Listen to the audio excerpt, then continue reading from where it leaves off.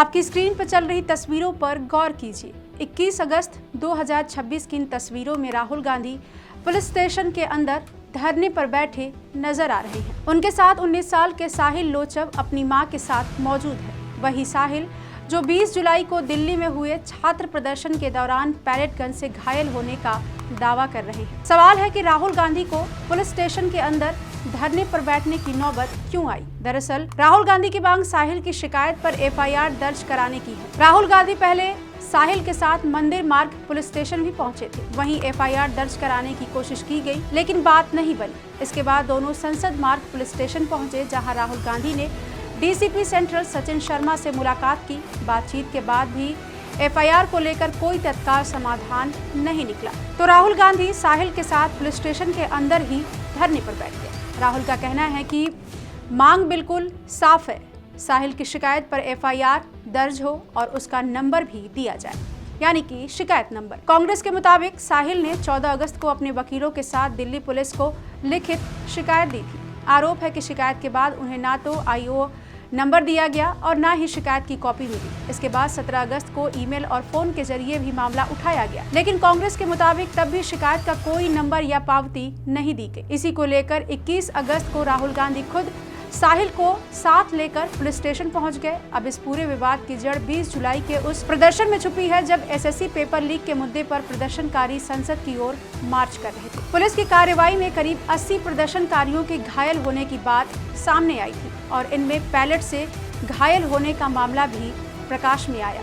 Delhi police ने शुरुआत में पैलेट गन के इस्तेमाल से इनकार किया और ऐसे दावों को गलत और भ्रामक बताया, लेकिन इसके बाद एक अहम सरकारी रिकॉर्ड सामने आया। संसद मार्ग पुलिस स्टेशन की जनरल डायरी में एंट्री में बताया गया कि रैपिड एक्शन फोर्स यानी कि आरएएफ ने एक डीसीपी रैंक के अधिकारी के निर्देश पर एंटी राइट गन से 2 राउंड फायर किए थे। यानी एक तरफ पुलिस का इनकार था और दूसरी तरफ सरकारी रिकॉर्ड में एंटी राइट गन से फायरिंग का जिक्र। यहीं से सवाल और गंभीर हो गया कि आखिर 20 जुलाई को मौके पर क्या हुआ था और किस तरह के हथियार का इस्तेमाल किया गया। इसी मामले को लेकर सुप्रीम कोर्ट में भी सुनवाई चल रही है।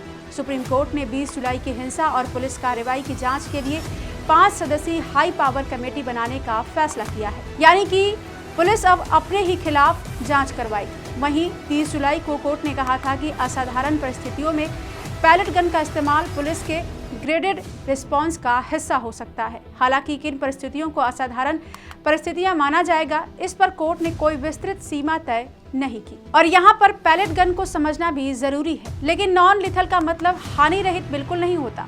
इससे निकलने वाले छोटे धातु के छर्रे अगर आंख, चेहरे या शरीर के किसी संवेदनशील हिस्से पर लग जाएं तो गंभीर और स्थायी चोट हो सकती है। साहिल के मामले में भी दाहिनी आंख को गंभीर नुकसान पहुंचने की आशंका जताई गई है। साहिल की शिकायत पुलिस को मिल चुकी है और उस पर कार्रवाई भी चल रही है। पुलिस के मुताबिक 20 जुलाई से जुड़े मामलों की जांच क्राइम ब्रांच कर रही है और पैलेट गन के इस्तेमाल से जुड़ा मामला सुप्रीम कोर्ट में भी विचाराधीन है।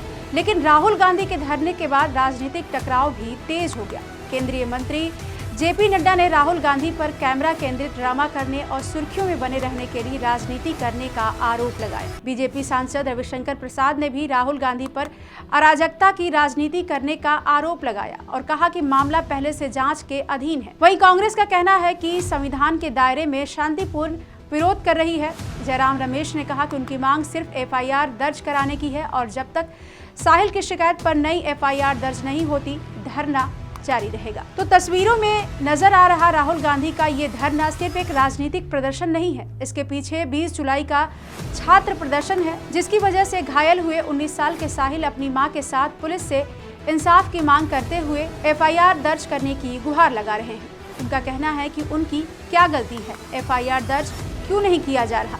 तो वहीं पैलेट गन के इस्तेमाल पर पुलिस साफ इनकार कर रही है, लेकिन सवाल यही है कि साहिल को चोट लगी तो आखिर कैसे लगी?